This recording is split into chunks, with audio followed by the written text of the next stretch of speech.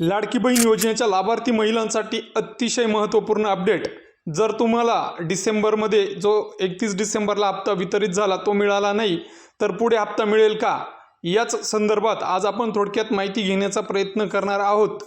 तत्पूर्वी तुम्ही जर आपल्या चॅनलवर नवीन असाल तर अशाच विविध शासकीय योजनांच्या माहितीसाठी आपल्या चॅनलला सबस्क्राइब करून घ्या आणि बेल आयकॉनला क्लिक करा।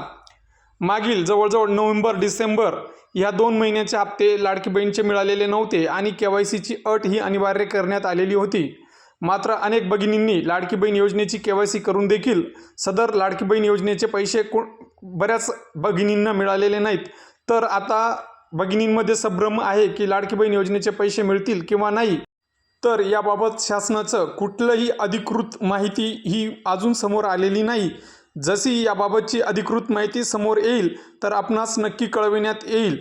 तसेच महानगरपालिका निवडणुकाच्या पार्श्वभूमीवर लाडक्या भगिनींना मकर संक्रांतीच्या पार्श्वभूमीवर 3000 रुपये एकत्र येण्याची दाट शक्यता देखील वर्तविण्यात येत आहे। जर आपल्या कुटुंबातील कोणी शासकीय नोकरीत असेल किंवा 4 चाकी वाहन असेल, 2.5 लाखापेक्षा जास्त वार्षिक उत्पन्न असेल तर तुम्हाला या योजनेपासून मुकावं लागणार आहे।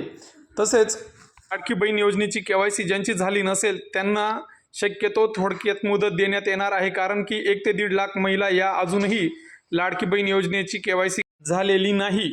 त्यामुळे सदर भगिनींना जो जानेवारी महिन्याचा लाभ आहे तो मिळण्याची शक्यता कमी आहे।